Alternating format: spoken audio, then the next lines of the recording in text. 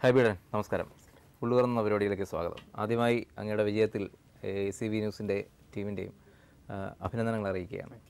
ഇപ്പോൾ എറണാകുളം ഏറ്റവും നിർണായകമായ ഒരു മണ്ഡലമായിരുന്നു ഇലക്ഷനിൽ, പ്രത്യേകിച്ചും ലത്തീൻ കത്തോലിക്ക സഭയുടെ നിർണായകമായ ഒരു മണ്ഡലം. സഭയുടെ തന്നെ ഏറ്റവും പ്രിയങ്കരായ രണ്ടുപേർ മുഖത്തോട് മുഖം മത്സരിക്കുന്നു. ഏറ്റവും പ്രായം കുറഞ്ഞ സ്ഥാനാർത്ഥിയായി അങ്ങക്കെതിരായിട്ട് 7 പ്രാവശ്യത്തെ വിജയവുമായി സെബാസ്റ്റ്യൻ പോൾ. വിജയമല്ല, ഒരു പ്രവർത്തന പരിചയവുമായി. എങ്ങനെ തോന്നുന്നു ഈ വിജയത്തെ?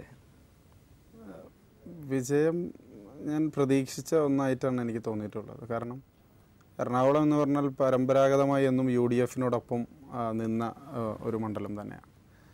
പക്ഷേ എതിർ സ്ഥാനാർത്ഥി എന്ന് പറയുന്ന ഡോക്ടർ സെബാസ്റ്റ്യൻ പോൾ എൻ്റെ പിതാവിനെതിരെയും മത്സരിക്കുകയും ഞാൻ വളരെയധികം ബഹുമാനിക്കുകയും വളരെ അടുത്ത ഒരു സൗഹൃദം കാത്തു സൂക്ഷിക്കുകയും ചെയ്തൊരു വ്യക്തിയാണ്. അപ്പോൾ അദ്ദേഹം പരിചയസമ്പന്നതയുള്ള ഒരു വ്യക്തി എന്നുള്ള രീതിയിൽ തന്നെ ആദ്യമായിട്ട് ഇലക്ഷൻ മത്സരിക്കുന്ന ഒരു വ്യക്തിക്കുണ്ടാകുന്ന ആശങ്കകൾ എനിക്കും ഉണ്ടായിരുന്നു. പക്ഷേ ക്യാമ്പയിൻ രംഗത്ത് എനിക്ക് തോന്നുന്നു ഞങ്ങൾക്ക് വളരെ മുന്നേറാൻ സാധിച്ചു. അതോടൊപ്പം തന്നെ ജനങ്ങളുമായി സംസാരിക്കുമ്പോഴെല്ലാം തന്നെ വളരെ ക്ലിയർ മെസ്സേജായിരുന്നു. ഈ തെരഞ്ഞെടുപ്പിൽ വിജയിക്കും എന്നുള്ള കാര്യത്തിൽ ഒരു മുൻകൂട്ടി ഒരു തോന്നലുണ്ടായിരുന്നു. ഈ സമുദായ സമവാക്യങ്ങൾ അങ്ങയുടെ വിജയത്തിൽ എത്രത്തോളം പങ്കുവഹിച്ചിട്ടുണ്ട്? സമുദായ സമവാക്യങ്ങളല്ല, എൻ്റെ തെരഞ്ഞെടുപ്പിൻ്റെ വോട്ടിംഗ് പെർസെൻറ്റേജ് നോക്കിയാലും മണ്ഡലത്തിലെ മൊത്തം വോട്ട് നോക്കിയാലും അതിൽ എനിക്ക് കിട്ടിയ വോട്ടുകളുടെ എണ്ണം നോക്കിയാലും എല്ലാം തന്നെ മനസ്സിലാവും.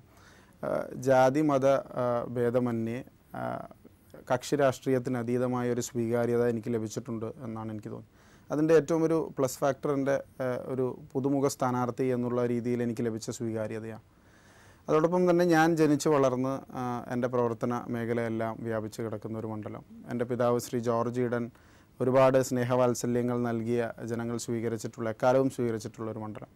അപ്പോൾ എല്ലാ തലങ്ങളിലും എനിക്ക് വളരെ പോസിറ്റീവായിട്ടുള്ള ഒരു ക്ലൈമറ്റ് മണ്ഡലത്തിൽ നിലനിൽക്കുന്നു. അതുകൊണ്ട് തന്നെ പിന്നെ ഞാൻ ക്യാമ്പയിൻ രംഗത്ത് ഞാൻ കാൽനടയായിട്ടാണ് എല്ലാ വോട്ടർമാരെയും കാണാൻ പോയത്, പദയാത്രയായിട്ടാണ് വോട്ടർമാരെ സമീപിച്ചത്. അപ്പോൾ സാധാരണ ജനങ്ങളുമായി ഏറ്റവും കൂടുതൽ സംവേദിക്കുക എന്നുള്ളതായിരുന്നു എൻ്റെ ഒരു പ്രധാന ലക്ഷ്യം. അത് ഒരു പരിധിവരെ വിജയിച്ചു.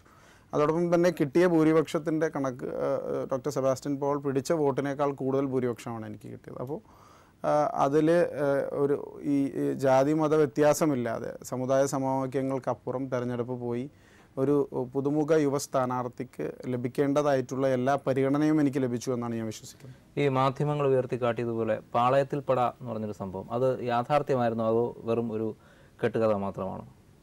എറണാകുളം മണ്ഡലത്തിൽ തെരഞ്ഞെടുപ്പിന്റെ അവസാന കാലഘട്ടങ്ങളിൽ തെളിഞ്ഞ ചിത്രത്തിൽ കോൺഗ്രസിൽ പാളയത്തിൽ പട ഉണ്ട്. ഇല്ല, ഒരിക്കലും ഇല്ല.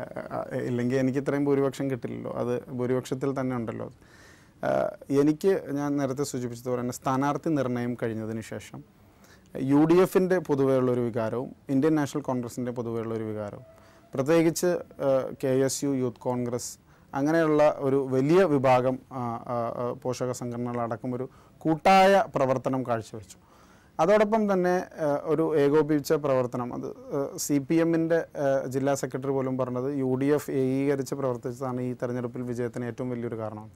പക്ഷേ അതിലെല്ലാം അപ്പുറം ഒരു തെരഞ്ഞെടുപ്പിൽ സ്ഥാനാർത്ഥിയായി വന്ന് മത്സരിക്കുമ്പോൾ നമ്മൾക്ക് സ്വാഭാവികമായി സാധാരണഗതിയിൽ കിട്ടുന്ന സ്വീകാര്യതയ്ക്കപ്പുറം എറണാകുളം നഗരത്തിൽ സാധാരണ ഉണ്ടാകുന്ന ഒരു വോട്ടിംഗ് ശതമാനം, കേരളത്തിൽ തന്നെ ഏറ്റവും കുറഞ്ഞ വോട്ടിംഗ് ശതമാനം ഉണ്ടാകുന്ന മണ്ഡലം. പക്ഷേ ഇത്തവണ 72% ഉണ്ടായി ഫ്രഷ് വോട്ട്. ആ ഒരു വോട്ടിംഗ് ശതമാനം കൂടാനുണ്ടായ കാരണം അത് ഞാൻ പറഞ്ഞത് പുതിയ വോട്ടർമാർ, കന്നി വോട്ടർമാർ, അതോടൊപ്പം തന്നെ സാധാരണ വോട്ട് ചെയ്യാൻ പോകാത്ത ഒരു ജനവിഭാഗം, ഷൈ വോട്ടേഴ്സ് എന്ന് നമ്മൾ വിളിക്കുന്ന ഒരു ജനവിഭാഗം, അവരെല്ലാം ഈ തെരഞ്ഞെടുപ്പിൽ വോട്ട് ചെയ്തു. ഞാൻ ഫ്ലാറ്റുകൾ കേന്ദ്രീകരിച്ച് സാധാരണ തെരഞ്ഞെടുപ്പ് പാർട്ടികൾ പ്രവർത്തിക്കാറില്ല. അതും ഞങ്ങൾ ഒരു ഹെൽപ്പ് ലൈൻ നമ്പർ വെച്ച് അവർക്ക് വിളിക്കാനും ആശയവിനിമയം നടത്താനും അവരുടെ വോട്ടുണ്ടോയെന്നോ ഏത് ബൂത്തിലാണെന്നോ ഡീലിമിറ്റേഷൻ കഴിഞ്ഞ് ഒരുപാട് കൺഫ്യൂഷനുകൾ ഉണ്ടായിരുന്നു. അപ്പോൾ അതെല്ലാം മാറ്റാൻ, അതെല്ലാം ഒരു 6-7% ഈ വോട്ടിങ്ങിലുണ്ടായിരുന്ന വ്യത്യാസം എനിക്ക് അനുകൂലമായി വന്നു എന്നാണ് ഞാൻ കരുതുന്നത്. ആ